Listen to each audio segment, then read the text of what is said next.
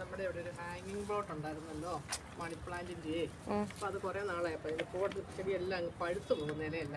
അപ്പോൾ ഇതൊന്ന് മാറ്റിയേക്കാമെന്ന് വിചാരിച്ചു. അപ്പോൾ ഞാൻ വിചാരിച്ചു ഒന്ന് കട്ട് ചെയ്തിട്ട് പിന്നെ ഇവിടെയൊക്കെ മണ്ണിങ്ങനെ വാരിയിട്ടിരിക്കും.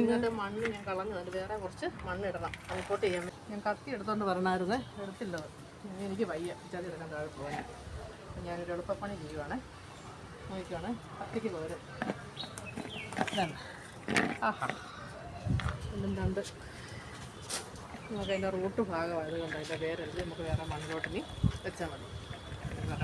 ഞാനിപ്പോൾ അത് റീപ്പോർട്ട് ചെയ്യാൻ പോവുകയാണ്. ഇതിൻ്റെ ഞാൻ നീണ്ട് കിടന്ന് എല്ലാം എടുത്ത് കട്ട് ചെയ്ത് കളഞ്ഞു.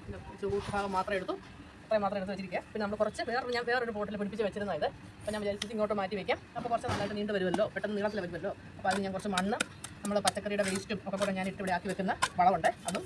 പിന്നെ ഇത് കുറച്ച് നമ്മുടെ ഇതാണ് കരിയില മണ്ണും കൂടെ ഇട്ട് ഞാൻ കരിയില പൊടിച്ചിരിക്കുന്നതാണ്. നമ്മുടെ വേപ്പിലയൊക്കെ ഉണ്ട് ഇവിടെ, അതൊക്കെ പൊടിഞ്ഞ് ഇരിക്കുന്ന വളമാണ്.